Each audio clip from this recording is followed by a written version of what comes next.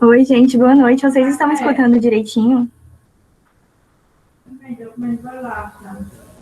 Sim, sim. Tá, ok. Então, gente, sejam bem-vindos para mais um grupo de estudo do GT Maravigold, que é o GT ODS do Engaja Mundo. E hoje a gente vai falar um pouquinho com vocês, vamos bater um papo legal aqui sobre o ODS 12, consumo e produção responsáveis. E vamos poder falar também um pouquinho do seu link com a juventude, com a seguinte temática, né? Como é que a juventude pode ajudar na implementação do ODS 12? E hoje está bem diferente, né? O grupo de estudos tem bastante mediadores. Vocês vão contar comigo, que vai passar um pouquinho da minha visão para vocês. Meu nome é Sabrina, já comecei a falando sem me apresentar, aprendi isso com a Adri, que sai falando, acho ótimo. Além de mim, vai ter a Camille, o Davi, o Vitor e a Bruna, que a gente vai passar um pouquinho, a gente fez um estudo bem legal, e vamos passar para vocês. E desde já eu agradeço a presença do nosso convidado, que é o José Neto, ele que vai passar um pouquinho da experiência dele com o DS12 e também o seu trabalho com a Cooperativa de Catadores de Lixo no estado do Pará, tá? Seja muito bem-vindo. Então, pessoal... Super obrigado. Então, gente... O Engaja Mundo, ele tem um calendário, né, que foi elaborado pelo CF e outros articuladores que faz parte do Engaja Mundo. E nesse calendário, ele foi planejado de forma com que cada mês a gente tenha um tema específico para a gente abordar e relacionar nos nossos eventos. E agosto ficamos com com o tema da juventude. Então, a gente do grupo de estudo do GTODS elaboramos esse grupo de estudo fazendo o link do ODS 12 com a juventude, né? Como é que a juventude ela pode ali encarar, como é que ela pode contribuir para poder implementar o ODS 12 no nosso convívio, na nossa comunidade. A gente viu, esse mês foi muito evento, muito legal. Se vocês participaram, a gente pôde ver a força que a juventude tem nessas questões, né? E o primeiro passo de tudo para a gente conhecer um problema, a gente precisa, para a gente fazer advocacy, para a gente lutar por uma causa, a gente precisa primeiro conhecer esse problema, né? Então, só de estar aqui nessa noite de quinta-feira, abertos a escutar o que significa esse ODS 12, o que a gente pode fazer para ajudar na implementação do ODS 12 é o primeiro passo. Então, parabéns para vocês que estão aqui abertos para debaterem comigo. Posteriormente, vamos abrir para vocês perguntarem e trazer a visão de vocês também para aqui dentro, tá? Vi muita carinha nova aqui hoje, então vale lembrar, né, o que significa os ODS. O que significa a sigla ODS? A sigla ODS significa Objetivos do Desenvolvimento Sustentável, né, que faz parte aí da Agenda Mundial, que foi adotada lá em setembro de 2015, há 5 anos atrás. E nessa agenda tem 17 objetivos, no total são 17, e cada objetivo tem as suas metas. E dos 17 objetivos, a gente tem no total aí 169 metas para serem cumpridas até 2030. Temos 10 anos pela frente para a gente conhecer, para a gente ajudar nessa implementação, porque é uma luta da gente também, né? Todo ano tem o relatório Luz, que é um relatório elaborado pela comunidade da sociedade civil, que avalia os indicadores, avalia as metas para poder ver como é que está acontecendo a implementação dos ODS no Brasil. No mês passado, dia 31 de julho, foi lançado o relatório Luz de 2020, não sei se vocês viram, né? E eu tive o prazer, né, de participar, tive a oportunidade de participar, de contribuir com o ODS 12 dentro do relatório, onde a gente fez pesquisas e procuramos vários dados. E vou falar, hein, gente, quando vocês olharem lá no relatório, não está nada legal. A maioria das metas estão em estagnação, muito difícil ter uma meta em progresso. Por isso se faz necessário a gente estar aqui debatendo e conhecendo cada vez mais esses objetivos. Então, o ODS 12 ele tem como principal objetivo aí assegurar os padrões de produção e de consumo sustentáveis. Mas o que significa a tal da sustentabilidade? O que quer dizer sustentabilidade e desenvolvimento sustentável, né? Esses ideais de sustentabilidade, ele surgiu lá na Conferência de Estocolmo, em 1972. Foi quando surgiu, começou a falar sobre sustentabilidade. Mas o termo desenvolvimento sustentável, ele só foi usado mesmo em 1987, 15 anos depois, por Gro Harlem Brundtland, que ela é ex-ministra da Noruega, e ela publicou o livro Our Common Future, né? E ela escreveu em partes, dando sentido, dando significado para desenvolvimento sustentável. E ela escreveu o seguinte: desenvolvimento sustentável significa suprir as necessidades do presente sem afetar a habilidade das gerações futuras de suprirem as próprias necessidades. Ou seja, é algo que se sustenta, né? E aí ficou um questionário na cabeça de várias pessoas, de vários terráqueos, ficou a seguinte indagação, né, na cabeça das pessoas: será que o modo com que estamos vivendo, né, consumindo, será que a gente está explorando tanto assim a natureza de forma que vai prejudicar, vai afetar a vida das futuras gerações? E a resposta, infelizmente, é que sim, né? Ao longo da história, o homem, ele se viu ali como dominador da natureza, ele acreditava que tudo ali estava disponível para ele, né, para suprir somente as suas necessidades, né, só o desenvolvimento econômico, e infelizmente o homem ainda vê, né. E esse modo de pensar surgiu o que a gente chama de sociedade de consumo, que é totalmente o oposto aí de desenvolvimento sustentável. Porque na sociedade de consumo, as indústrias buscam extrair o máximo dos recursos naturais para acumular riquezas e satisfazer o consumo exagerado da população e aí gerar mais desperdícios. É o mundo capitalista que nós vivemos, infelizmente. E aí começamos a estudar novos modelos de economia. O modelo que se tinha até então se chamava economia linear. Por quê? Porque as etapas do processo, né, tanto de fabricação quanto de consumo do produto, ela é de forma linear, como nessa figura que eu trouxe para vocês verem. Porque ela é baseada na extração crescente ali dos recursos, extrai sem se preocupar com nada, como se tivesse ali os recursos para sempre disponíveis, e aí passa pela matéria-prima, vai, chega até o consumidor, e o consumidor descarta ali o resíduo como rejeito, né? Eu nem falo como resíduo, porque qual a diferença de resíduo e rejeito? Resíduo é quando existe um valor econômico atribuído àquele produto, certo? Ele pode ser reciclado, você pode fazer um tipo de tratamento naquele resíduo para obter energia. Isso é o resíduo, né? Tem um valor agregado naquele produto. E o rejeito, não, você descarta, ele não serve mais para nada para você. E nesse modelo de economia linear, a gente estava tratando o resíduo como rejeito, só descarta, só joga fora. Fora onde, né? Existe o fora? Não existe o fora. Então, aí ficou mais comprovado que esse modelo econômico, ele não é sustentável, e o ser humano ele não pode consumir o que e quanto ele quiser sem se preocupar com o meio ambiente. E daí, nós temos também esse tipo de economia que é chamado de economia circular. Ao contrário da economia linear, o resíduo aqui tem um valor econômico. A gente agrega valor econômico porque ele vai ser reciclado e ele volta ali para o processo, né? Para as fábricas, para ser utilizado tanto para a produção do seu próprio produto, do que ele foi originado anteriormente, ou como outro produto, tanto faz.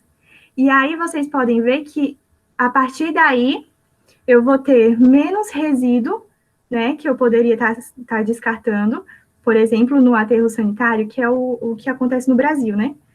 Que deveria acontecer, porque a gente tem muitos lixões ainda, infelizmente temos muitos lixões, mas veja que vai ter menos resíduos para ir para o aterro sanitário, e aí a gente consegue observar que a gente vai estar economizando tanto dinheiro, né, quanto área, porque o aterro sanitário, ele também, ele é bom, né, porque não está poluindo o meio ambiente, né, porque o contrário do lixão, não. O lixão vai estar, o resíduo vai poluir o solo, vai poluir o lençol freático, vai poluir o ar, e o aterro sanitário não. Mas o aterro sanitário tem uma problemática. Por quê? Porque ele requer muitas áreas e ainda tem uma vida útil pequena, de 20 anos. Então, quanto mais a gente estiver consumindo, mais aterro sanitário a gente vai estar fazendo, e aí?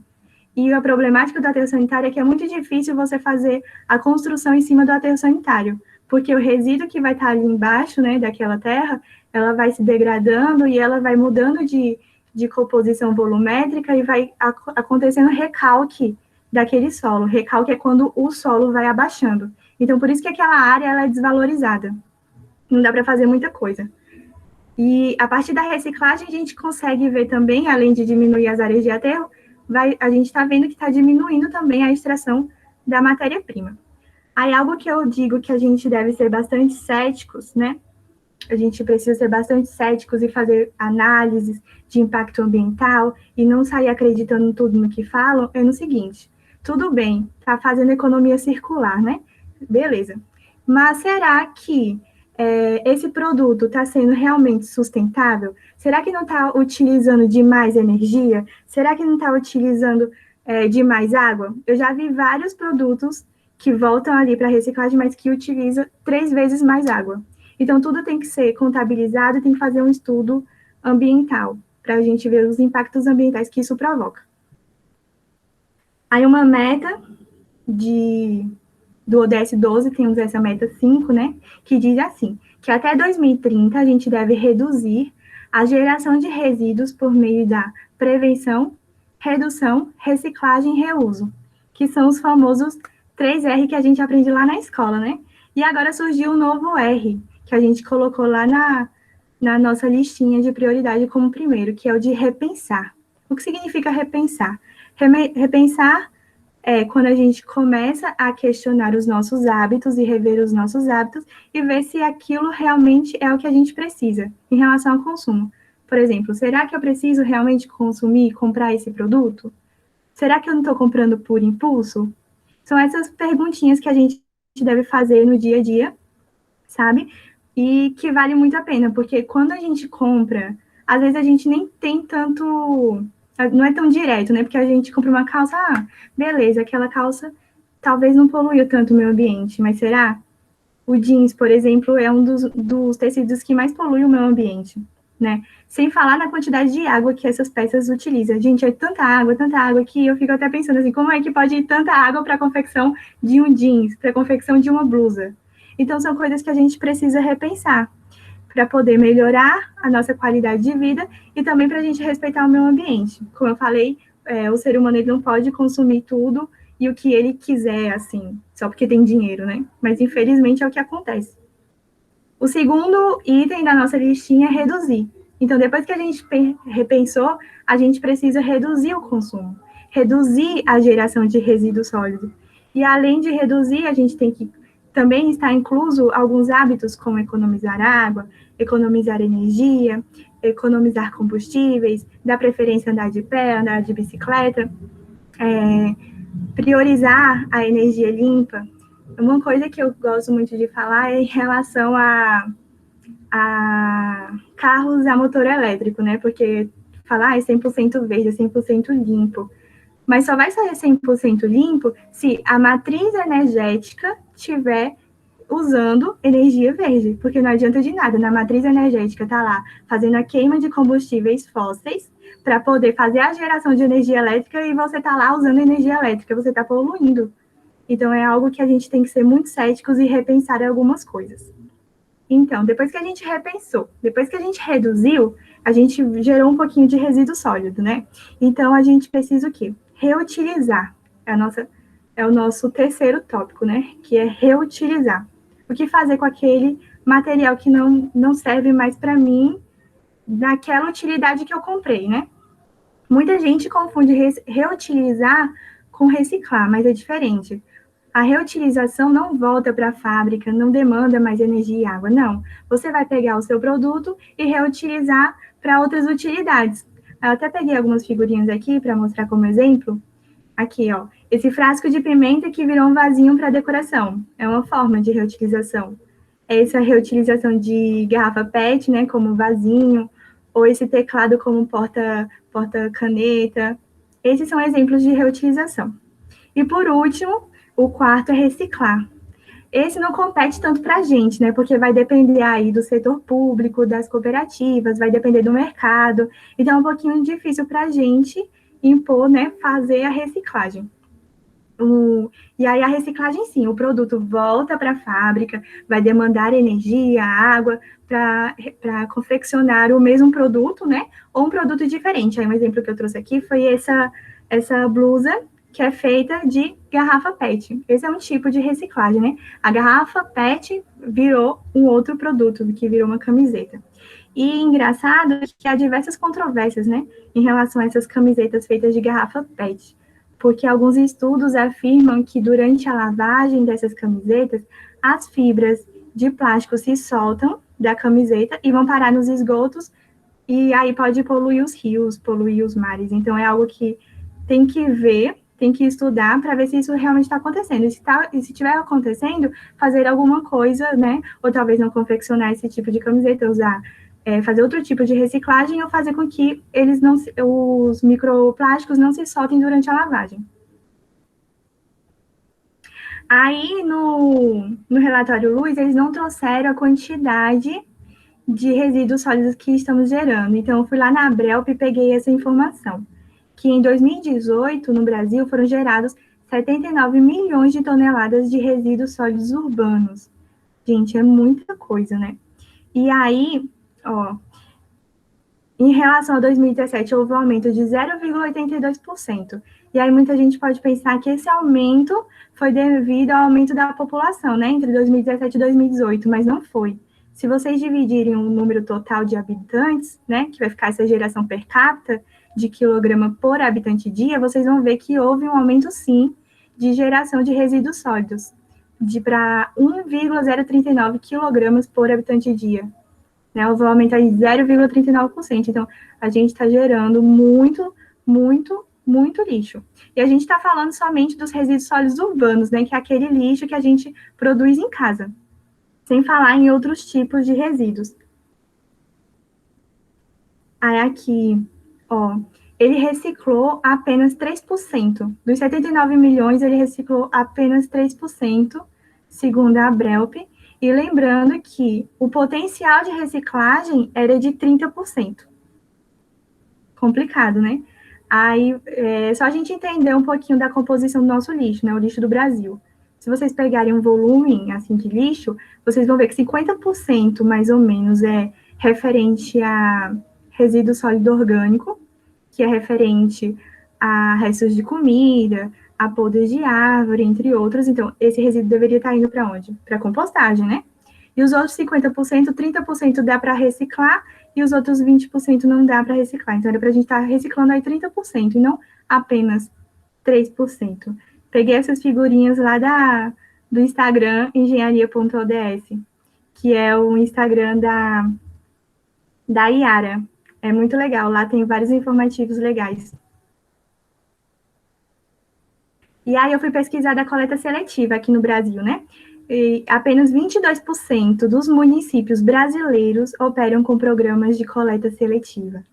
A gente mal tem coleta seletiva, no caso, no Brasil. Aqui na minha cidade, eu moro numa cidade do interior de Pernambuco, não tem coleta seletiva.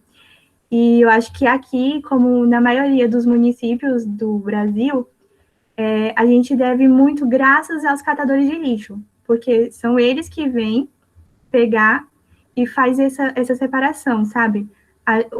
Aqui em Cachoeirinha, que é o município onde eu moro, a gente não separa. A gente não tem o costume de separar o lixo. Então, eles vêm e abrem o lixo e saem procurando mesmo, sabe? Plástico, metal.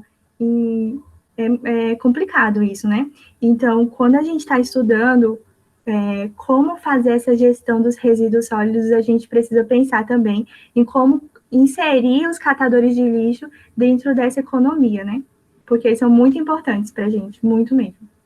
E um dado que eu trouxe aqui, de tristeza, né? Porque o Brasil ele é o quarto maior produtor de lixo plástico do mundo, com 11,3 milhões de toneladas. Fica atrás apenas dos Estados Unidos, China e Índia.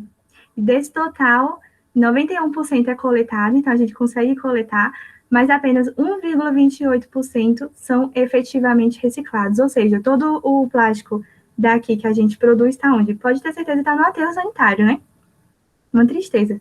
E ainda a gente consegue, porque já é ruim o índice global, que é de 9%, a gente consegue ser pior ainda, com 1,28%. Né? Então, por isso que a gente precisa, e se faz necessário, a gente repensar alguns dos nossos hábitos. E agora eu vou chamar a Camille para ela falar um pouquinho. Oi, gente, boa noite. Estão conseguindo me escutar? Tá conseguindo, Sabrina? Sim. Tá ok?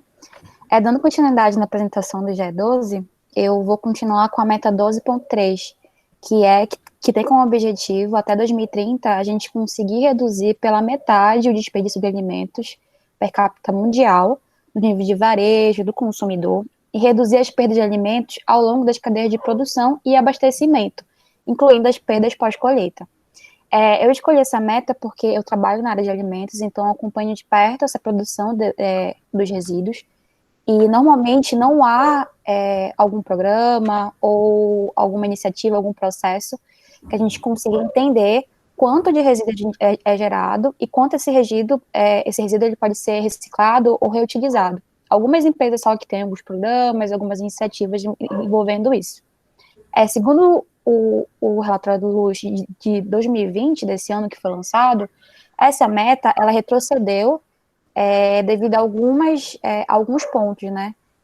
O principal deles foi a baixa conscientização sobre o desperdício de alimentos no Brasil. Aqui eu trouxe uma imagem do banco de alimentos, que 50% dessas etapas de cadeia de compra e venda de alimentos, eles são desperdiçados pelos transportes de alimentos. Então, nessa rede de transporte de alimentos de uma indústria, de uma SEASA, por exemplo, a grande desperdício de alimentos, grande perda de alimentos em relação a essa etapa.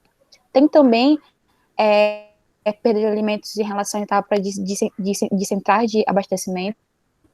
Aqui na minha cidade tem, aqui em Belém, e a gente consegue visualizar, é nítido ter esse desperdício.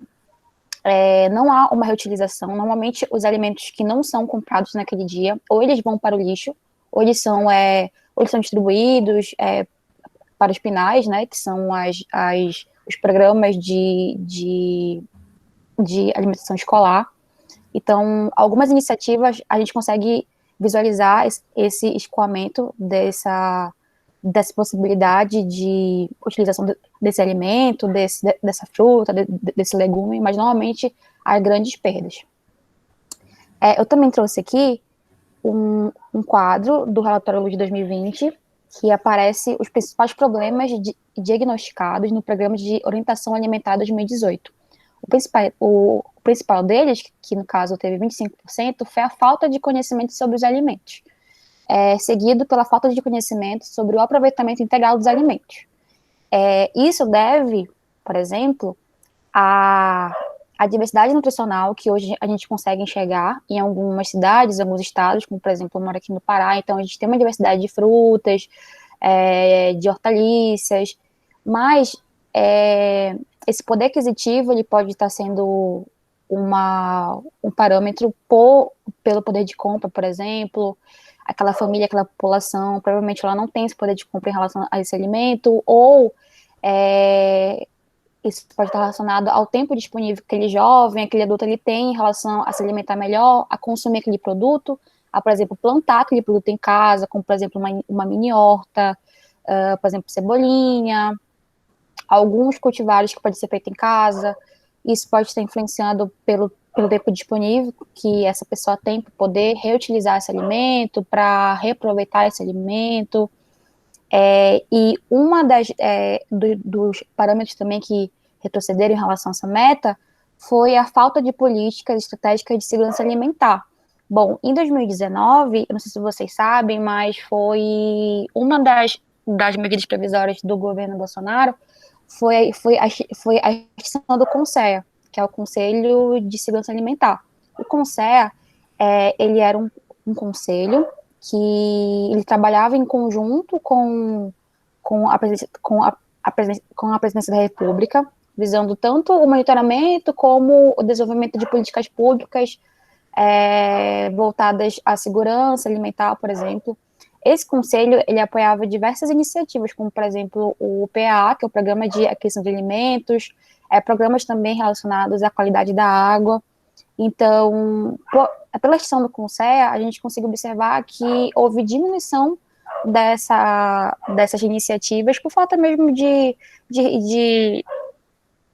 como posso falar, de dinheiro mesmo relacionado a essas políticas públicas, a diminuição de editais, tanto em cidades como em comunidades, que utilizavam essas iniciativas para tanto o desenvolvimento de cursos, o desenvolvimento de programas ou de processos que visavam o reaproveitamento desses alimentos.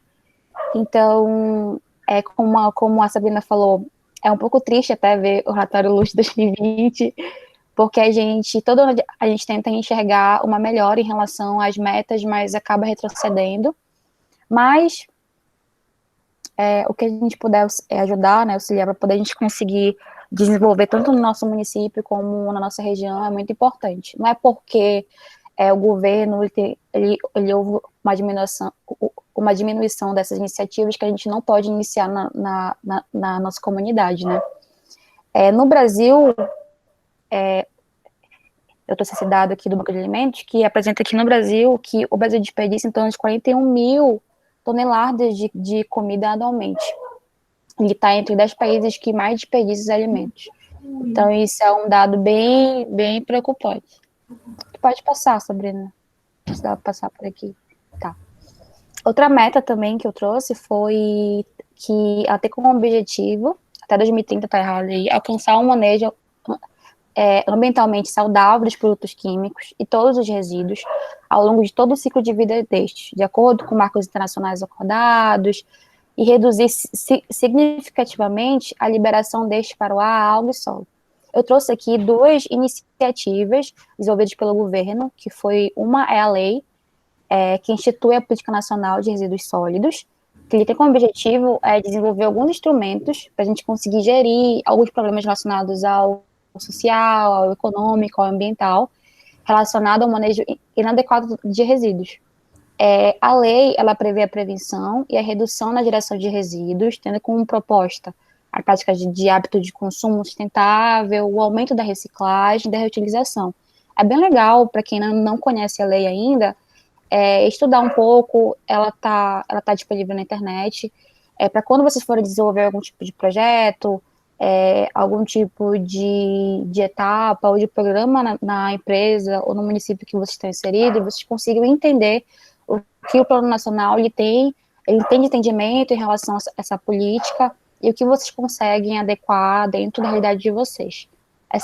Esse outro ponto que eu trouxe aqui foi o Plano de Ação para a Produção e Consumo Sustentáveis. Quando eu fui pesquisar sobre o Plano de Ação, achei super interessante, mas até então foi feito só o primeiro Plano de Ação, de 2011 a 2014. Então, ele está super desatualizado, não foi lançado o novo plano de ação, próximos 4 ou 5 anos. Então, no site, ele tem apenas 2 cartilhas relacionadas ao que foram feitos 2011 a 2014, mas não tem mais atualizações. Pode passar, Sabrina. Bom, gente, essa terceira meta que eu trouxe, ele tem como objetivo incentivar as empresas, especialmente as empresas grandes e transnacionais, a adotar práticas sustentáveis e a integrar informações de sustentabilidade em seu ciclo de relatórios. Bom, eu já tinha visto alguns relatórios, eu acho bem interessante até para vocês, no caso, conseguirem se orientar em relação às metas que vocês querem alcançar na empresa, projeto de vocês. Base de indicadores, de análise de socioambientais, que vocês podem estar pegando como exemplo. Aqui eu trouxe 3 relatórios. O primeiro relatório de sustentabilidade da Natura, 2017. Tem relatório mais atualizado, eu acredito, mas esse aqui foi o que eu consegui ver na internet, na íntegra. Tem o segundo, que é o relatório de impacto socioambiental do Imaflora. Para quem não conhece, o Imaflora é uma organização que trabalha com algumas comunidades tradicionais, e eles visam a prática de de capacitações, a prática de comércio justo, em conjunto com essas comunidades. Então, é bem legal a gente estar conseguindo analisar esses relatórios para a gente ver o que está sendo feito e o que está incentivando essa meta da ODS 12. Esse terceiro aqui foi que eu trouxe para apresentar melhor para vocês, que eu achei super interessante, e ele é um dossiê da arte da marca, que ele pode ser entendido por várias áreas. A minha área, como eu falei, é de alimentos, mas para quem é de publicidade, para quem é de jornalismo, e quiser entender um pouco, quiser desenvolver algum tipo de dossiê, algum tipo de relatório para a sua empresa, o projeto, é bem legal vocês estarem pesquisando, enfim, eu posso até enviar o link. Pode passar, Sabrina. Bom, para quem não sabe, a Arte da Marca é uma empresa independente que ela participa de projetos em conjunto com algumas empresas grandes, como, por exemplo, a MTV, e ela fez esse trabalho que eu trouxe para vocês aqui no ano de 2020 para avaliar um perfil de internautas que tem idade a partir de 18 anos, no período de agosto e setembro de 2019. Então, esse dossiê que eu vou trazer para vocês é apenas para quem tem apenas uma amostra de quem tem internet, no caso, que foram as pessoas que foram utilizadas para essa pesquisa. Mas eu achei super interessante os dados que eles trouxeram para fazer essa coleta dessas informações. E como a gente está em relação a esse perfil, né, de 2019. Aqui nesse primeiro quadro tem as regiões, né, e eles conseguiram analisar como estava distribuído essas pessoas, né. A maior parte estava distribuída na capital e a menor parte na região metropolitana. Isso aqui esses dados podem estar influenciados, como eu falei, porque foram feitos a coleta com pessoas que têm internet, né. Pode ser muito maior aí a distribuição dessa amostra, né, contando com pessoas que não têm acesso à internet. Esse segundo quadro aqui eles fizeram uma pergunta, né, na sua opinião, qual das alternativas melhor define o conceito de sustentabilidade? E foi muito engraçado porque cada um deu seu conceito, não envolvendo os 3 pilares, como, por exemplo, social, econômico e ambiental, mas falando o que, para eles, no dia a dia, era o conceito de sustentabilidade. A maior parte da amostragem falou que a sustentabilidade é o desenvolvimento econômico que não compromete o meio ambiente e a qualidade de vida das pessoas e dos animais. Alguns também falaram que a sustentabilidade é o não poluir, separar o lixo, economizar água e energia. Então, a gente consegue enxergar que, em relação a essa amostragem que eles realizaram, algumas pessoas têm entendimento diferente sobre sustentabilidade, mas que a maior parte delas visa a sustentabilidade como o reciclar, né, como reutilizar, tem muito a ver com dados relacionados com resíduo e a reutilização. Eu achei isso super interessante. Pode passar, Sabrina. Bom, esse foi a outra parte do trabalho do dossiê, que eles conseguiram avaliar os hábitos pessoais dessa amostragem de 2020, né, de agosto a setembro de 2020. De agosto, foi. Não, foi de julho e agosto de 2020. Eles colocaram aqui o uso racional de água, como eles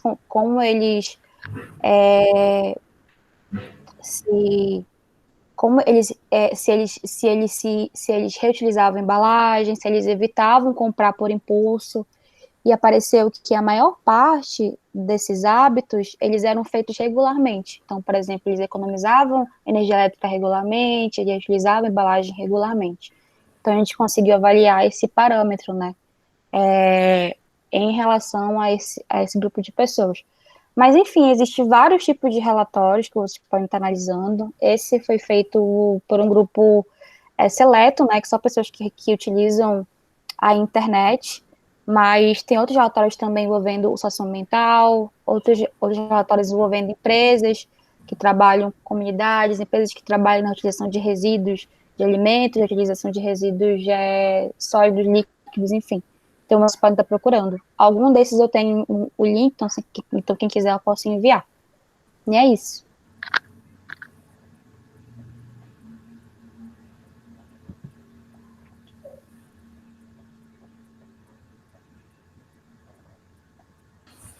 Oi, gente, vocês estão me ouvindo? Sim, pode falar.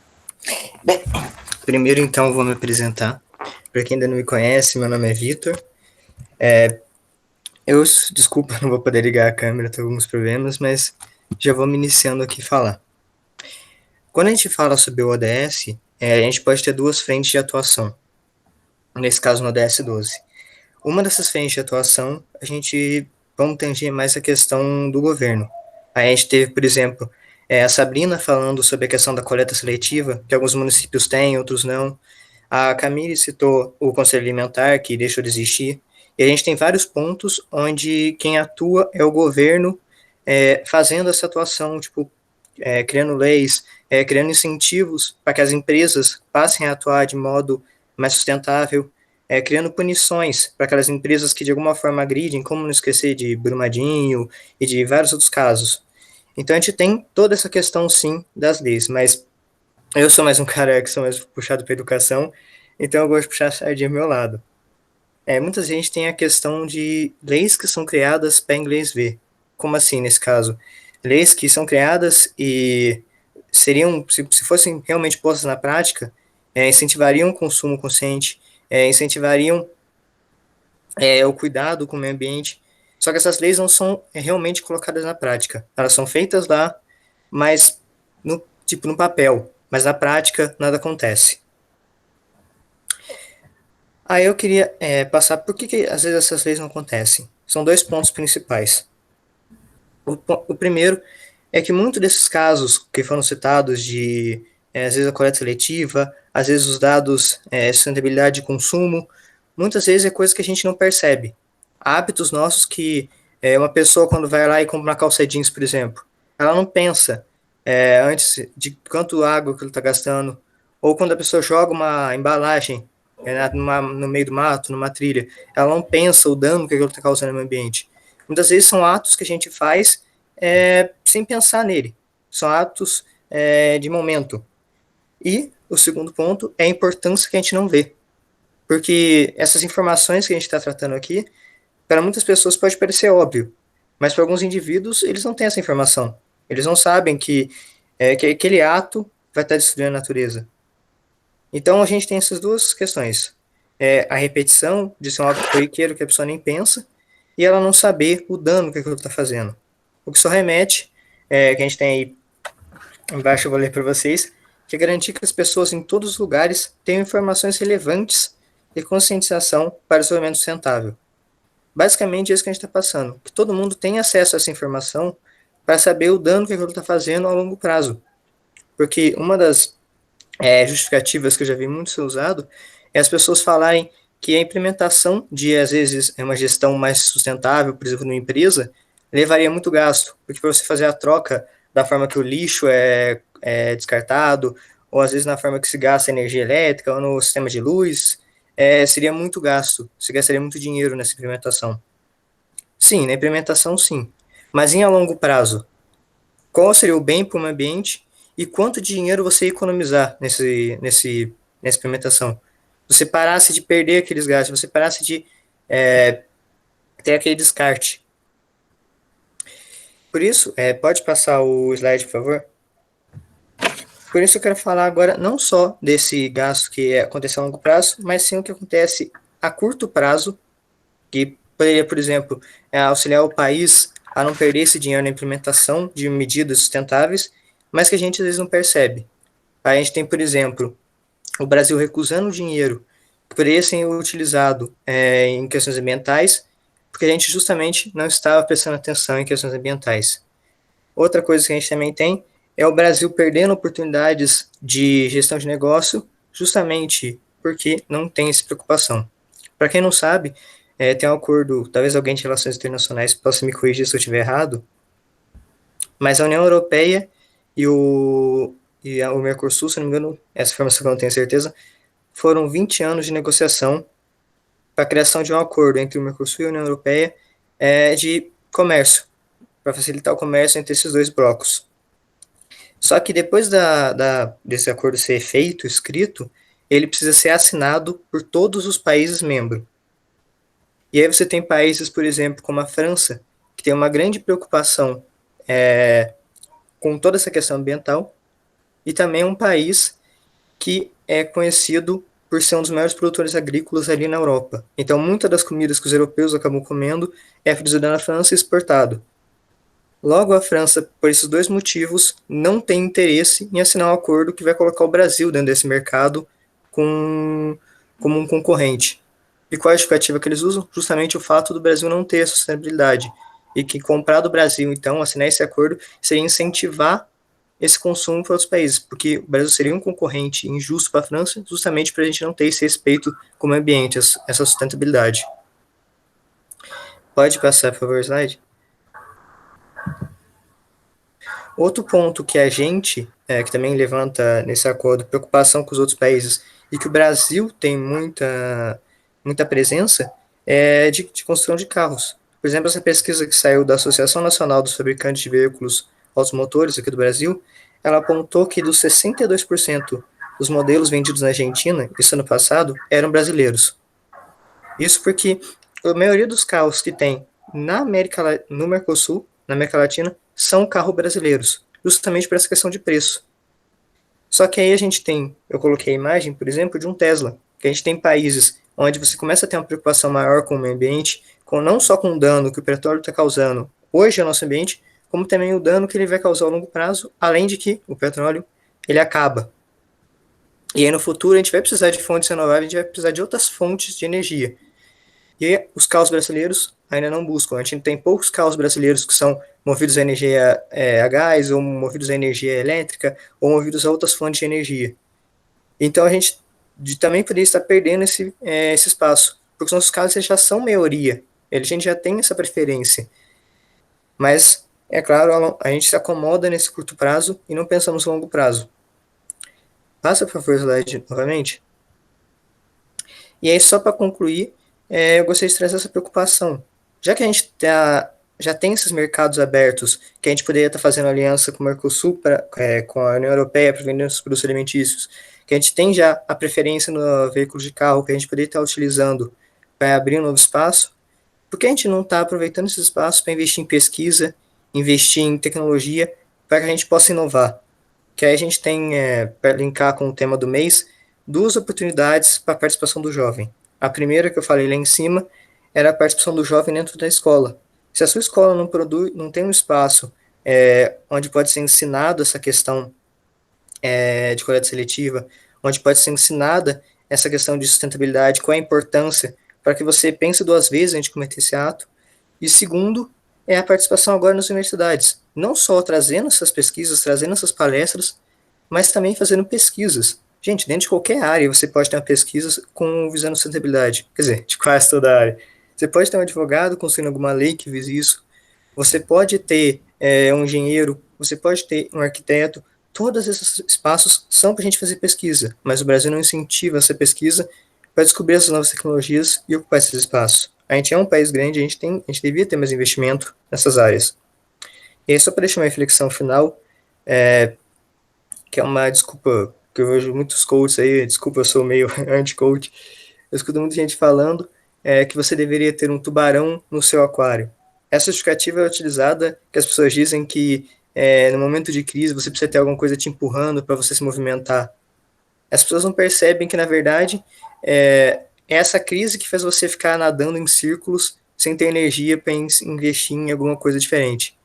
A gente tem um brasileiro toda hora se preocupando com coisas novas que vão acontecendo, com mais corrupção, ou com mais mortes por causa do Covid, ou mais coisas relacionadas a outros pontos, e a gente não se foca na importância do investimento. A gente fica se preocupando com o que um presidente posta no Twitter, ou que a gente tem um monte de ministro que só faz porcaria também, e a gente deveria estar se aproveitando mais, tirando toda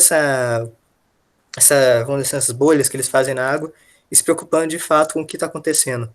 Buscando mais políticas nessa área, buscando mais investimento na educação para novas tecnologias, enfim. Eu só queria deixar essa reflexão mesmo. Acho que agora é com a Bruna, né? Isso. Boa noite, gente. Meu nome é Bruna e tô um pouquinho nervosa, mas vamos lá. Número de países que incorporaram o consumo e a produção sustentável em planos de ação nacionais ou como a prioridade ou meta nas políticas nacionais. Em 2016, o ministro do Meio Ambiente da Finlândia falou sobre... Perdão. Sobre uma gestão sustentável. Está baseada na preocupação com o meio ambiente. Eles lideraram em 2016 a tecnologia sustentável. E o ministro, inclusive... Peraí, gente. Ô, Bruna, a tua conexão acho que tá um pouquinho ruim. Você tá de fone? Tá chiando um pouquinho.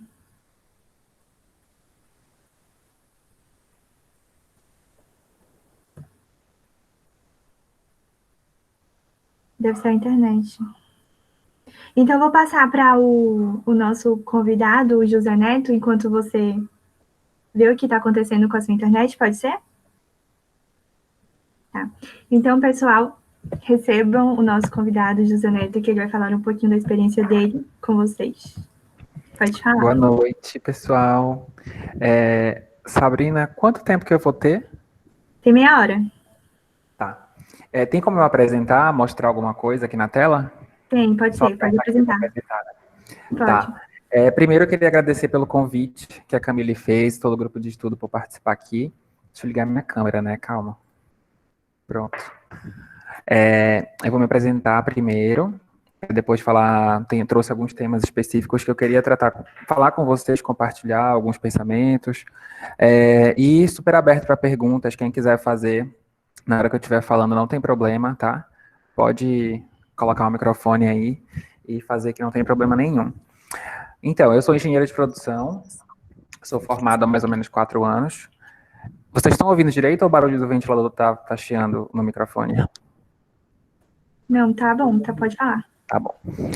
Então, eu sou engenheiro de produção, sou formado há mais ou menos 4 anos. E aí, logo que eu terminei a faculdade, moro aqui em Belém, né? Logo que eu terminei a faculdade, eu trabalhei 1 ano com uma cooperativa de catadores aqui na região metropolitana de Belém.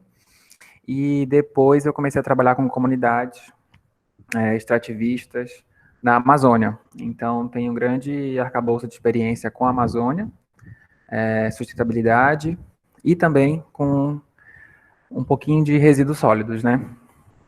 Para começar, eu queria contar de uma experiência de uma vez que eu fui numa festa em uma das ilhas aqui próximo, e eu sempre compartilho nas minhas redes sociais o contexto e a realidade amazônica, que para muita gente ainda é algo fora da realidade, fora do comum, e aí eu tento mostrar que essa realidade ela é super comum e ela está aqui há muito tempo, né? Ela já existe há muito tempo. Na liderança da tecnologia limpa. E em 2016... Acho que a Bruna continuou, né? Bruna? Eita, meu microfone estava ligado, perdão. Tudo bem. E aí eu estava nessa festa, enfim, eu sempre compartilho essa realidade amazônica que a gente tem aqui. E aí compartilhei sobre a festa, sobre a forma da gente se divertir no interior, como que é e tal. E uma das fotos tinha muitas garrafas de cerveja, latinhas de cerveja no chão. E aí recebi várias críticas, né, de pessoas falando, nossa, a gente está aqui tentando melhorar a Amazônia, as próprias pessoas daí estão jogando lixo na beira do rio, estão jogando lixo no chão e etc. E aí aquilo me trouxe muita reflexão por um tempo, eu fiquei calado, fiquei pensando e tal. E o que é que eu entendi daquela situação, né? No passado, lá, há muito tempo atrás, para a maioria das pessoas, tudo que a gente consumia era de fato degradável. Então, você colocava a sua água no jarro de argila, você usava o copo, era uma cuia, cesto de roupa suja era um paneiro, né, que você construía de cipó. Enfim, tudo de fato era degradável. Então, eu sempre comparo um pacote de, sei lá, biscoito, de bolacha, com uma banana, né? Lá no passado e até hoje em dia. Mas é tentar levar para nossa, como se a gente tivesse nascido há muito tempo atrás e tivesse essa mentalidade. A gente ia pegar uma banana, descascar ela, comer e jogar a casca por fora da janela, jogar no chão, jogar no rio. E, teoricamente, não tem um problema nisso, né? Claro, se foi muita quantidade, vai ter problema, mas eu estou falando a nível de uma casa, de uma família. E estava tudo bem, os animais iam comer, ia a matéria orgânica e tudo mais. E aí acaba que, comparando isso com a bolacha, né? Você come ela e aquele plástico dela, como se fosse a casca da banana, você vai descartar pela janela, na rua, no rio, no mato, seja lá onde for. E eu trago essa comparação porque a gente foi inserido nesse modelo sem necessariamente ter um manual de como usar tudo isso.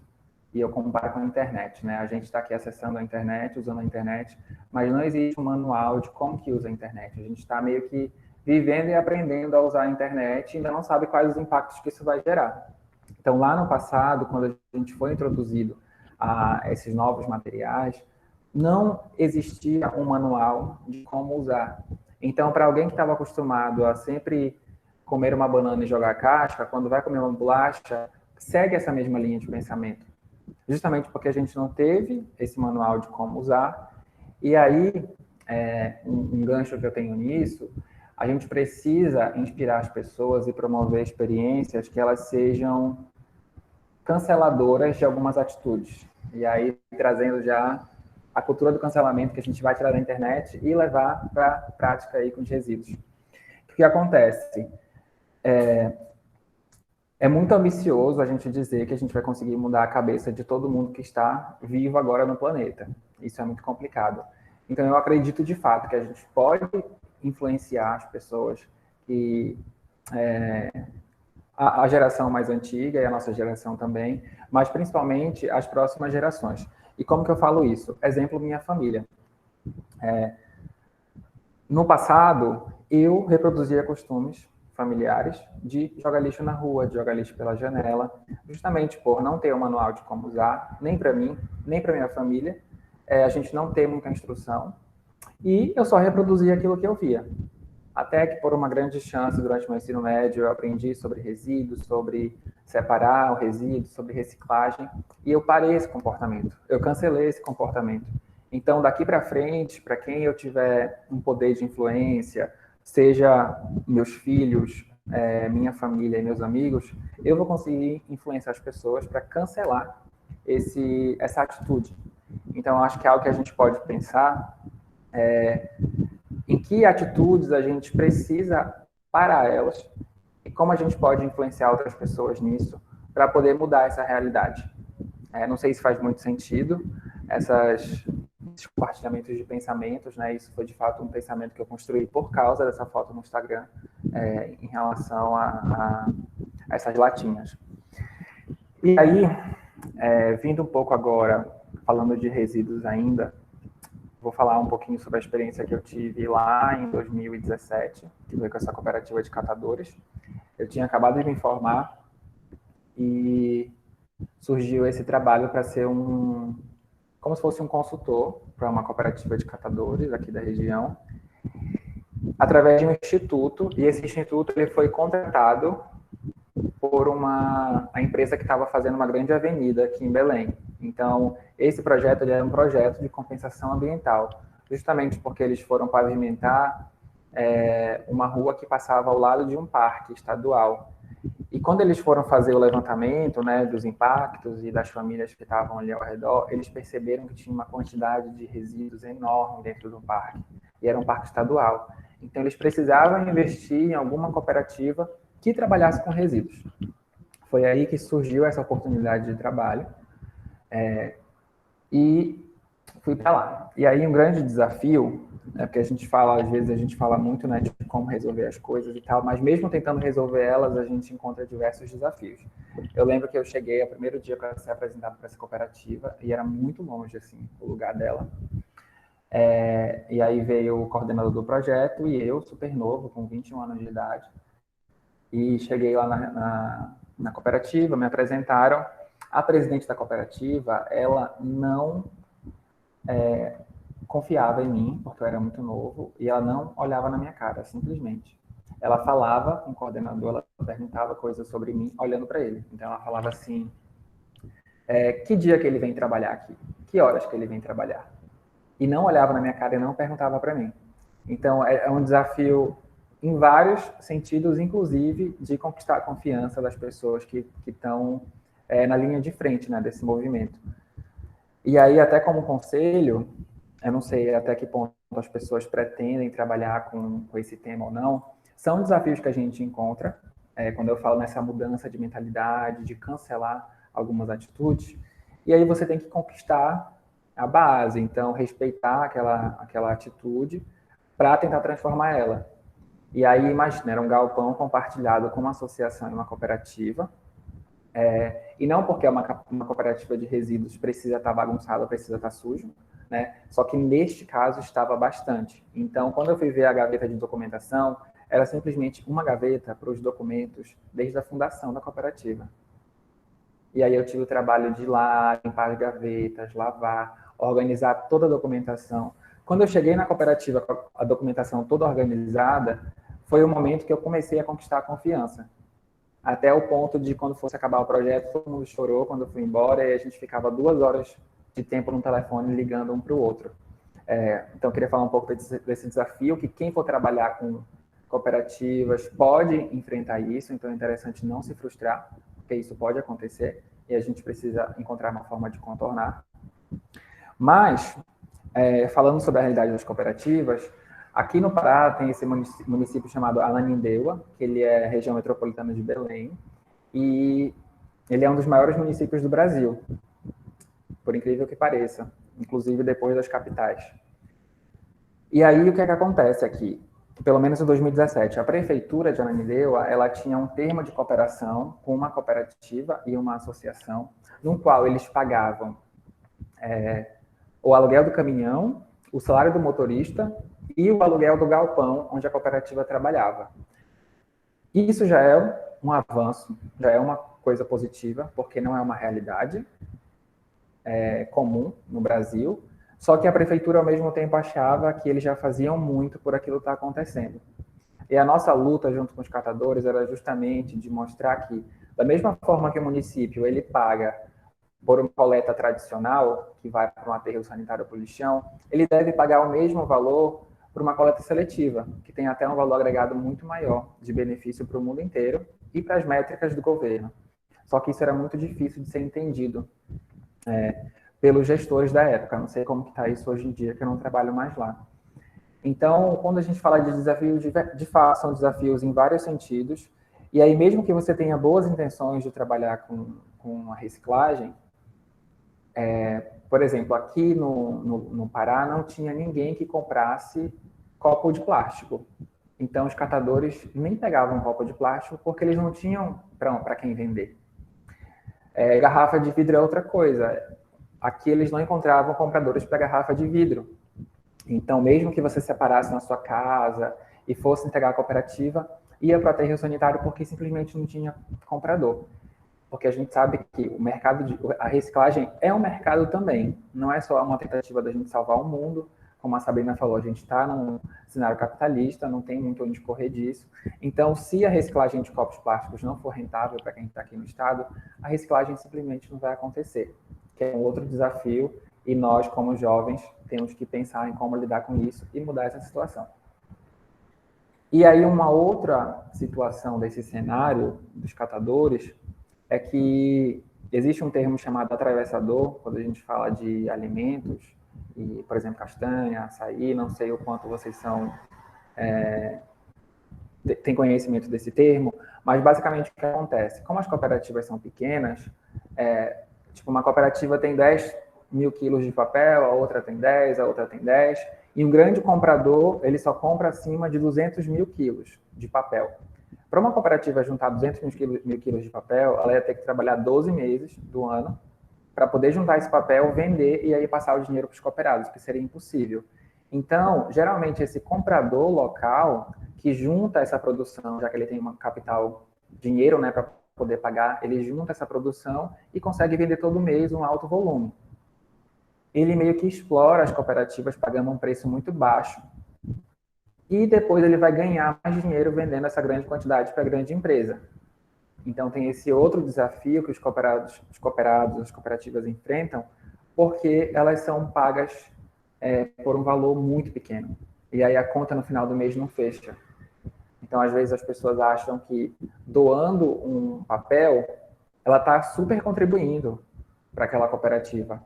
Mas aquele valor que a cooperativa recebe por aquele papel não é suficiente para fechar as contas da cooperativa.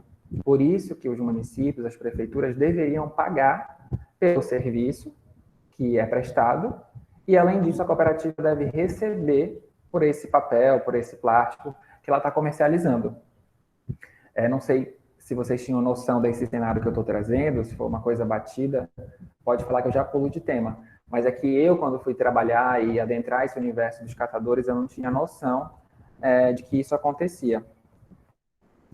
E aí, falando ainda de reciclagem, tem um termo que as pessoas utilizam, mas tem algum livro que fala sobre isso, e quando eu fiz intercâmbio pelo Ciências Sem Fronteiras, o finado Ciências Sem Fronteiras, eu tive uma aula sobre uma matéria sobre sustentabilidade, e a gente falou sobre esse termo, que é o downcycling. Que o que significa? Na verdade, o que está acontecendo com muitos resíduos hoje em dia é que eles não estão sendo reciclados de fato. Que se você pegar a palavra reciclagem na sua teoria, você está pegando um material e fazendo poucas transformações nele para reutilizar. O que de fato acontece em muitos casos é você fazer downcycling, ou seja, você meio que diminuir aquele material aplicando outros processos. Então, quando você fala de reciclagem de garrafa PET, você não está pegando aquele mesmo material e deixando ele igual como era antes. Você vai aplicar outros processos químicos lá e vai meio que diminuir o tempo de vida dele e a qualidade para poder reutilizar. Então, apesar de estar reciclando, você está, como a Sabina falou, colocando muito mais energia, outros componentes químicos, e, na verdade, diminuindo a vida útil daquele produto e a qualidade. E também foi uma outra coisa que eu não fazia ideia, que era assim, e aprendi e estou aqui compartilhando com vocês. Então, o que eu queria trazer relacionado à reciclagem, resíduos, foram essas experiências que eu tive.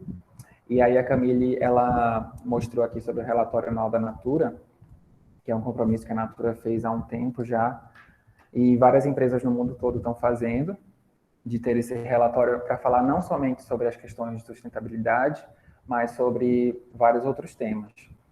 E aí, para quem não sabe, eu trabalho na Natura há 3 anos. Não estou aqui falando como Natura, porque eu não sou porta-voz da Natura, mas vou compartilhar também algumas coisas do trabalho que eu faço junto com a Natura e mostrar aqui um pouco do relatório anual do último ano, que está disponível na internet também. Mas a minha função hoje em dia é a relação junto com as comunidades que fornecem matéria-prima e a garantia da qualidade nesse processo de matéria-prima. E aí, quando eu falo qualidade, das relações entre pessoas, da relação com a natureza e da qualidade da matéria-prima. No caso, matéria-prima nesse sentido da biodiversidade brasileira. Então, castanha, andiroba, murumuru, cuba, copaíba, e por aí vai. Então, hoje em dia, a minha função é meio que isso. Mas agora eu vou carregar aqui para vocês o relatório para poder mostrar um quadro bem interessante.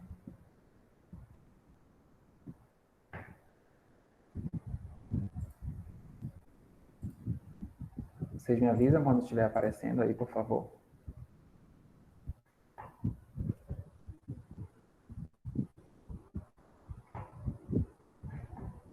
Está aparecendo já para vocês?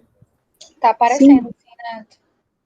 Tá. Esse link aqui, ele é o link do relatório anual da Natura. Então, se vocês colocarem lá relatório anual 2019, vai aparecer para baixar. Tem inglês, português e espanhol.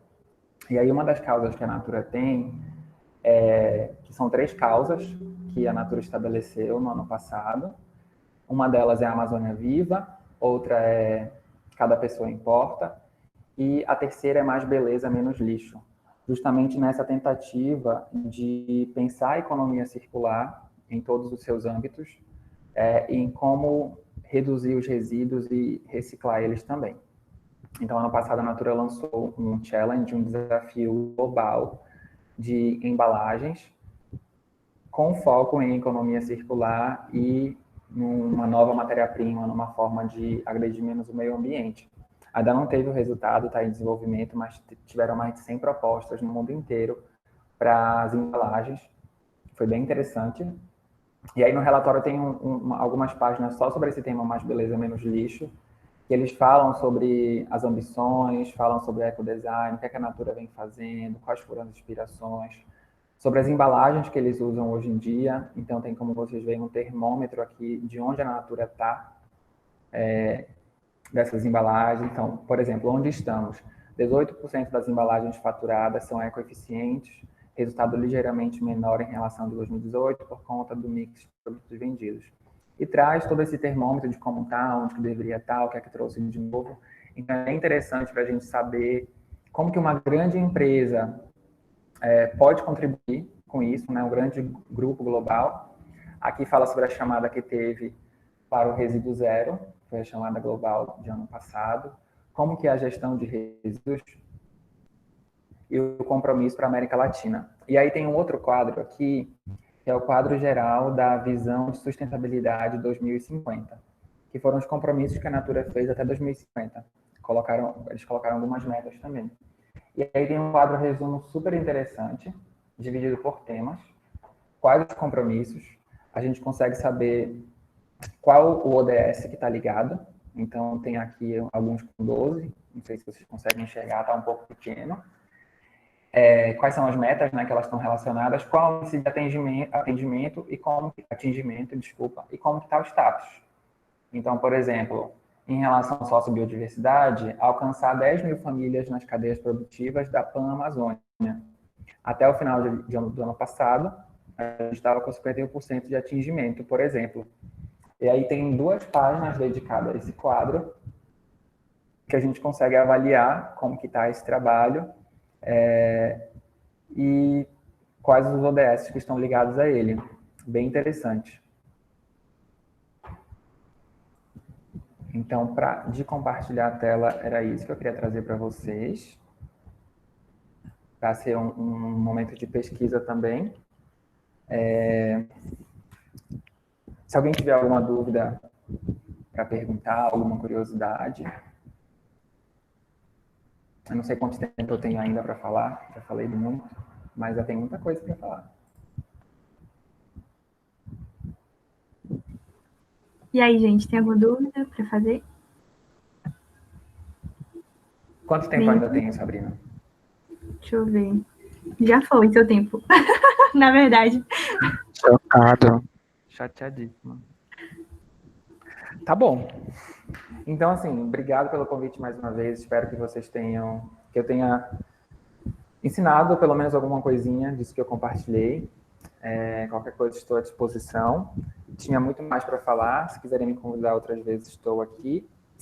E é isso. Acho que a gente está aqui discutindo e trocando experiências sobre o tema já mostra muito das atitudes que a gente pretende mudar no mundo daqui para frente. Obrigado, pessoal. Obrigada a você. Contribuiu bastante, trouxe coisas que eu nem sabia, não imaginava. Na verdade, é muito mais difícil do que eu pensei, né? Enfim. Se você quiser continuar, ficar aqui com a gente, temos mais 2 pessoas para falar, rapidinho. Ficarei até o fim, pode deixar. Sim, muito bem. Vou compartilhar a tela para a Bruna.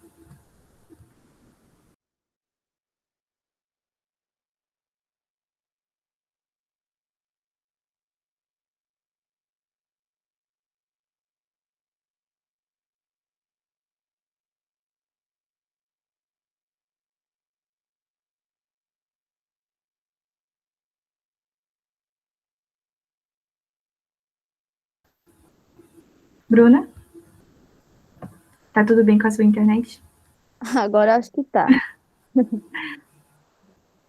eu só compartilhar. Ele é muito perfeito. Poderia passar a noite todinha só ouvindo ele falar. Não é? Aqui. Bora lá.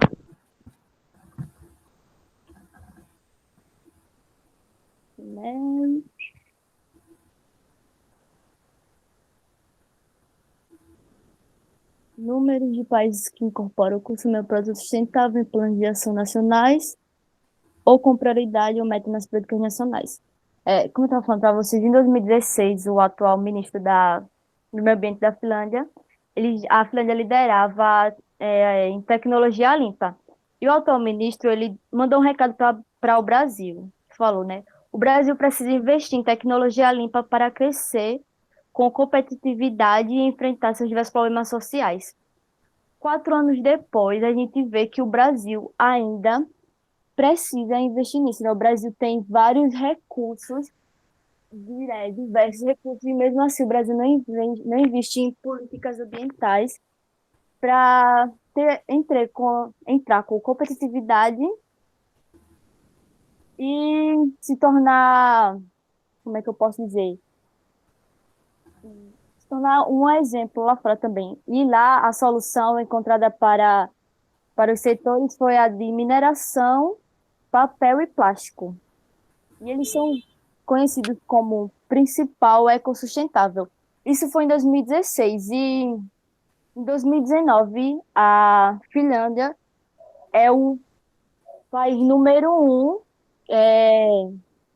um país sustentável do mundo, né? Dos 10 países mais sustentáveis do mundo. E esses países sustentáveis, eles têm umas autoridades sustentáveis. Só que quando a gente vem para o Brasil, a gente vê que, principalmente agora, né, o atual governo, tanto com o sinistro do meio ambiente, não estão ligando para essas políticas. Eles estão investindo em políticas que destruam ainda mais o meio ambiente. Pode passar, por favor.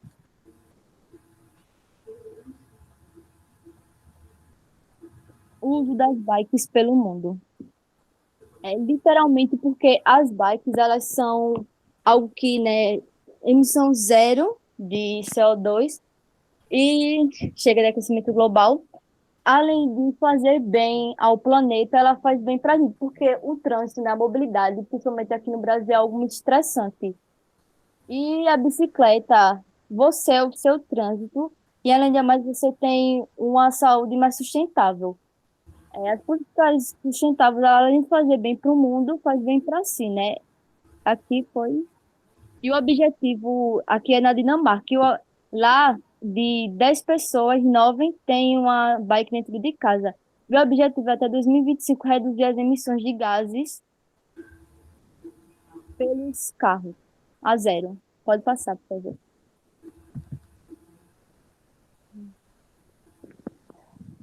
Você sabia? 10 milhões de escovas de plástico são todos os anos e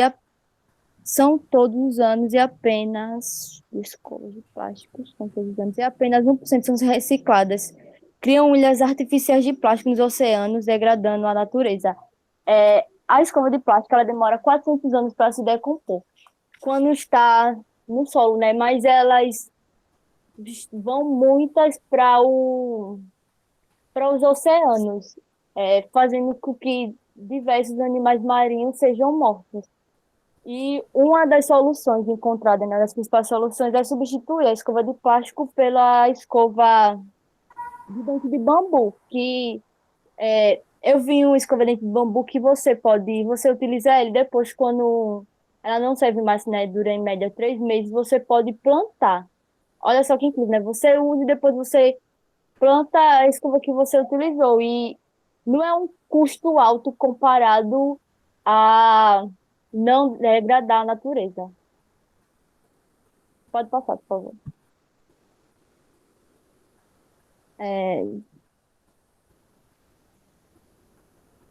A gestão sustentável e o uso eficiente dos recursos naturais. A gestão de recursos é essencial para o futuro das próximas gerações. Eu vi uma fala da Gisele Cavalcante, ela é a coordenadora do GT Clima aqui do Engajamundo, e ela falou: estamos no limite para tomar decisões que terão impacto real. Ou seja, a gente precisa tomar decisões imediatas para que tenham um impacto real na natureza. Pode passar, por favor.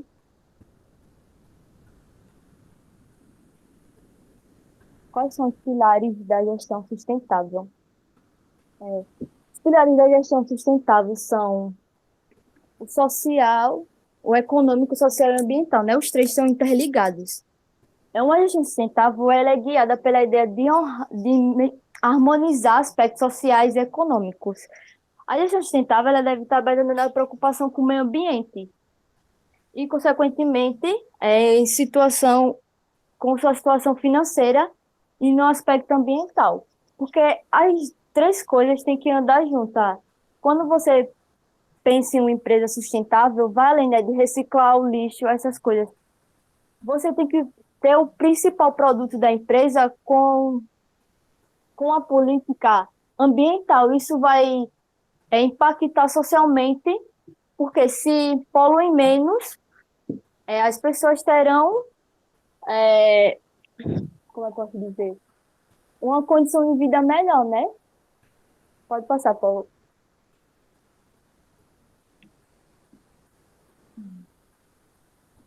Jovens são menos propensos ao consumo consciente de sustentabilidade. E sustentabilidade aponta a pesquisa. Segundo o Instituto Acato, consumir mais engajado é feminino, mais velho com quantidade educacional. Nessa pesquisa, 68% das pessoas, né, que foram entrevistadas, que eram jovens, perdão, disseram já ter ouvido falar em sustentabilidade. Porém, 61% não soube explicar o que era o produto sustentável. E a maioria relatou que a dificuldade do produto sustentável era um preço. E isso está muito interligado também com a política social sobre o produto sustentável. Por exemplo, na escola, eu concluí o ensino médio no ano passado, e na escola eu nunca ouvi falar sobre política de sustentabilidade de produto sustentável. E os jovens, quando escutam falar sobre isso, eles acham, mas produto sustentável é caro, mas é isso, mas é aquilo. Tem um custo, porém esse custo, se comparado ao que pode ser benefício à natureza, fica barato. E eu acho que realmente o que falta são políticas explicando, né? Políticas educacional falando sobre isso, como o Vitor falou, falta educação em relação a isso. E nós, os jovens, né, somos a futura geração, somos quem tem o poder de mudança mesmo. Gente, assim, estou um pouquinho nervosa, se vocês não entenderam, podem perguntar, tá ok?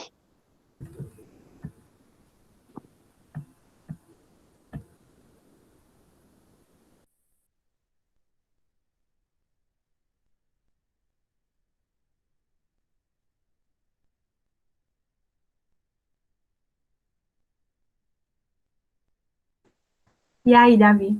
A Bruna disse que a juventude está menos propensa a praticar hábitos sustentáveis. E você, o que tem a nos dizer para mudar esse quadro aí? Pronto, gente. Boa noite a todos. Eu vou começar aqui a minha fala, né, antes de falar no assunto propriamente dito, pegando um gancho do que a Sabrina falou na apresentação dela, né? Então, assim, por que o Brasil ele recicla tão pouco e produz tanto lixo?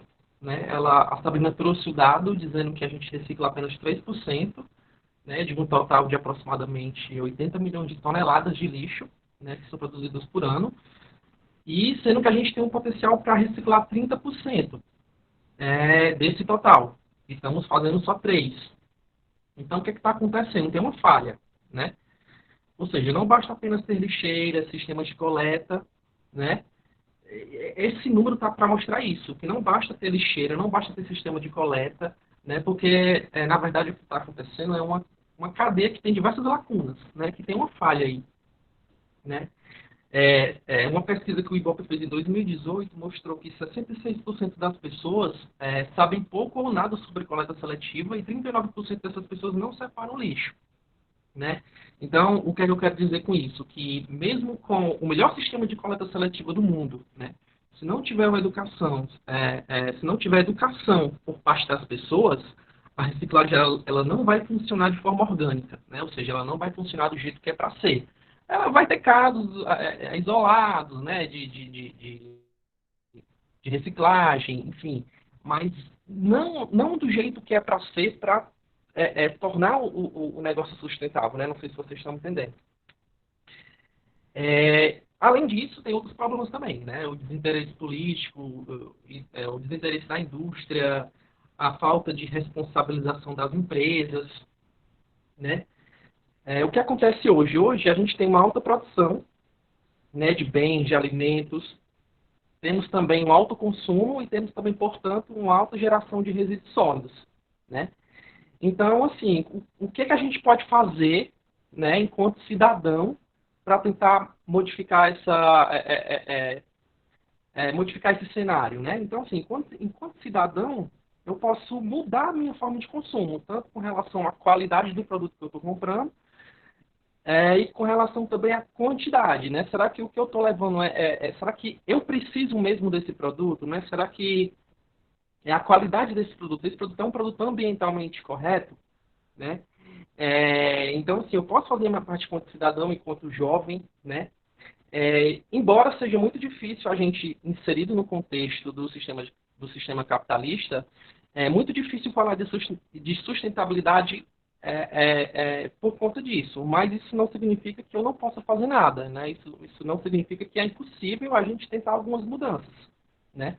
Então, quando eu modifico o meu consumo, né, torno o meu consumo mais consciente, eu acabo também modificando por tabela a própria produção, né? Então, a produção ela vai se ajustar por conta dessa demanda de um consumo mais sustentável, né?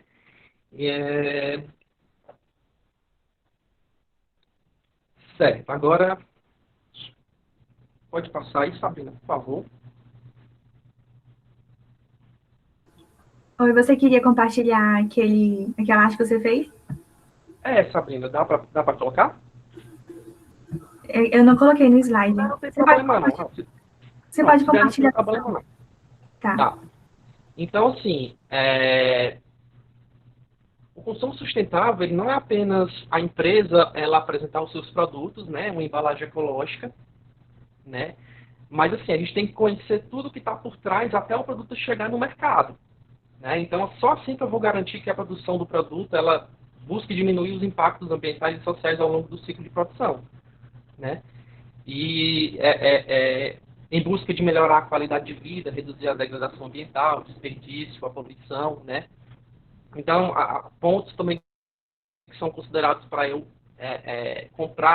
fazer uma compra verde, né? Eu tenho que observar a postura da empresa em relação aos temas ambientais, se a empresa tem ações sustentáveis, se os seus processos de produção compra de matéria-prima, mão de obra estrangeira, como a empresa lida, né, com o descarte dos produtos. Tudo isso deve ser pesquisado, né? Então,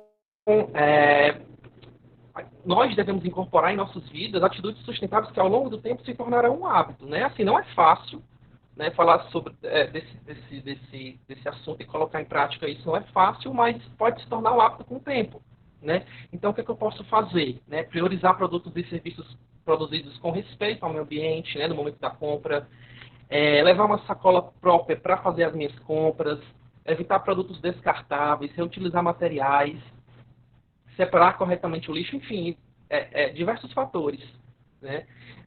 Quando você vai ao supermercado, eu vou ao supermercado e eu vejo tanta embalagem, tanto plástico desnecessário, né? Então você fica pensando, será que realmente precisa de tanta embalagem assim para poder consumir um produto? Então essa questão das embalagens, né, do consumo do plástico, isso tudo tem que ser avaliado, né? Na apresentaçãozinha que eu coloquei aqui, né, o que a juventude ela pode fazer, né? O que a juventude pode fazer para mostrar uma mudança, né? Apresentar uma mudança.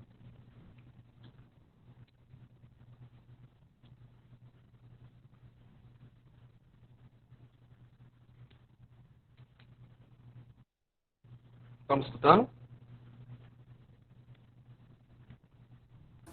Sim, estou escutando. Pronto, Davi? então assim, a gente pode reduzir o nosso consumo, né? A gente tem que repensar o nosso consumo, comprar o que for necessário, né? Será que quando a gente faz uma compra, será que eu preciso mesmo desse objeto? Será que eu preciso mesmo fazer essa compra, né? Reutilizar, né, e reciclar. Né? A gente sabe que reutilizar é diferente de reciclar. Eu utilizo a reciclagem quando aquele objeto volta, né, e vai se transformar no mesmo objeto ou em outro. Né? E a reutilização não, o objeto ele vai ser utilizado ali para aquele mesmo fim. Né? São os famosos 3 R's. Né? O que eu posso fazer enquanto cidadão também? Conscientizar a sociedade para um consumo sustentável, né?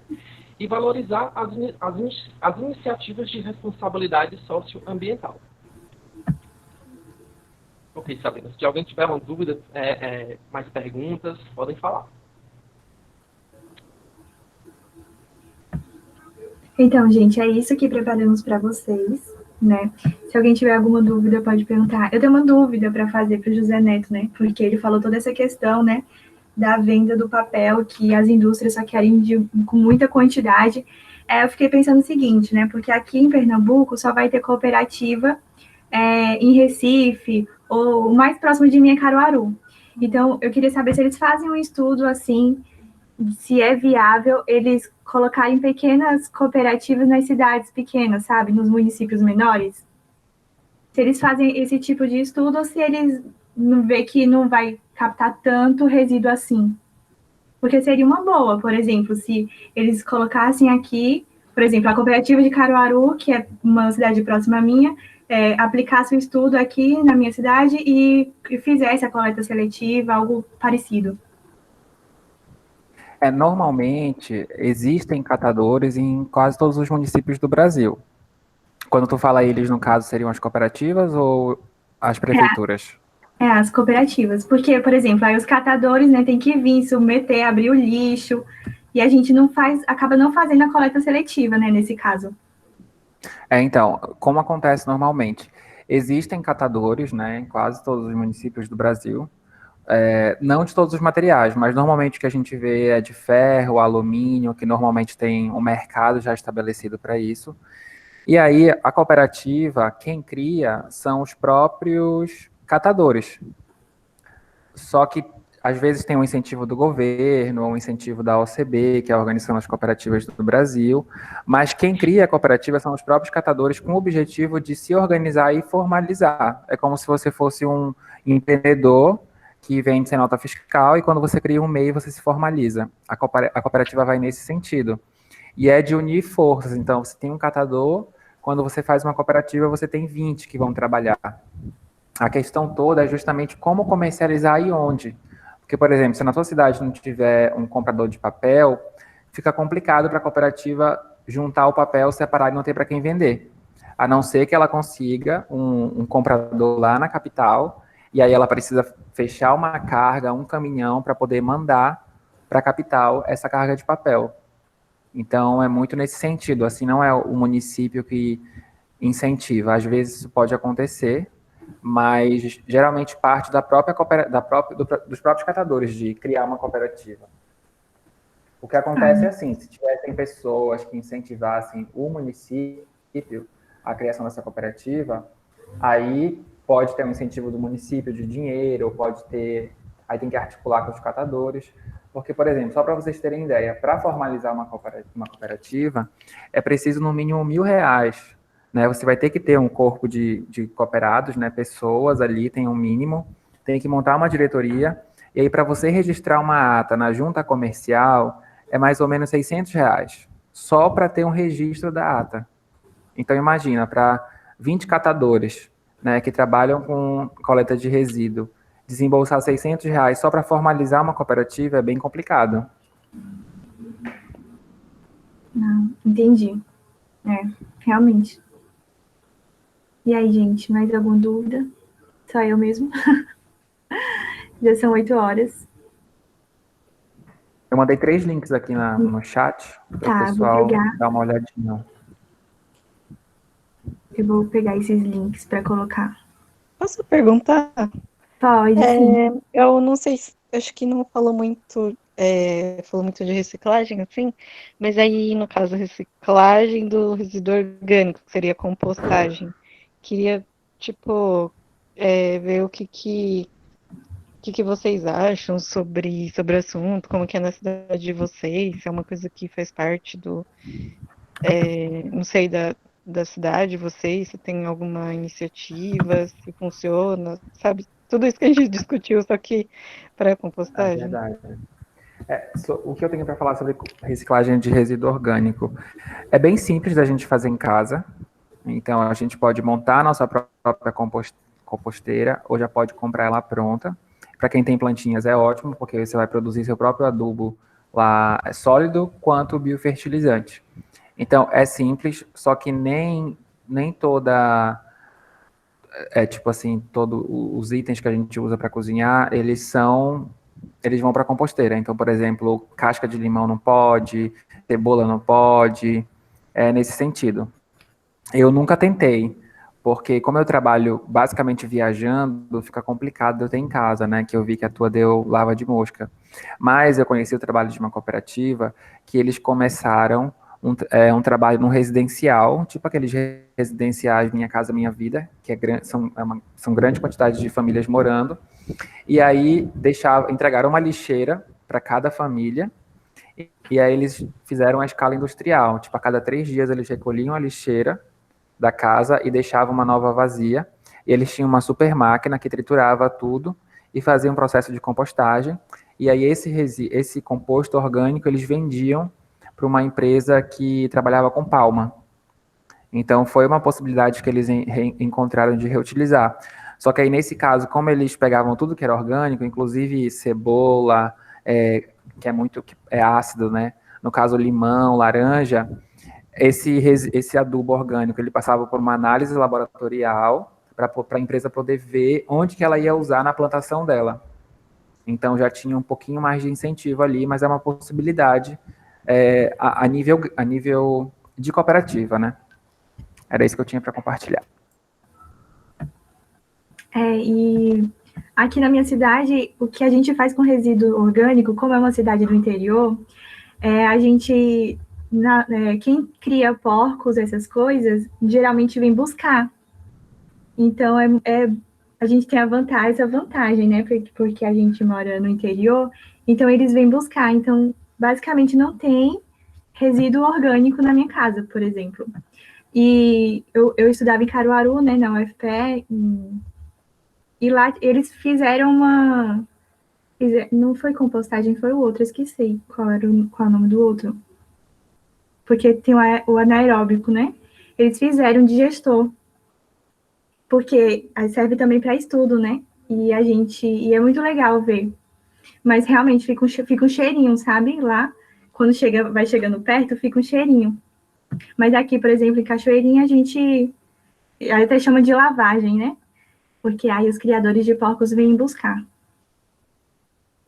E eu acredito que nos aterros sanitários, pelo menos o que eu fui visitar em Recife, eles tentam separar, sabe, o resíduo sólido do orgânico, e lá eles fazem a compostagem.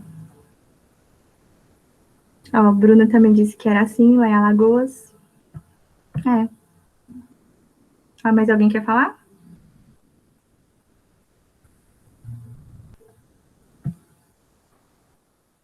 Então é isso, pessoal. Já dá 8 horas. Vou encerrar aqui. Muito obrigada pela presença de vocês. E é isso. Beijos, boa noite.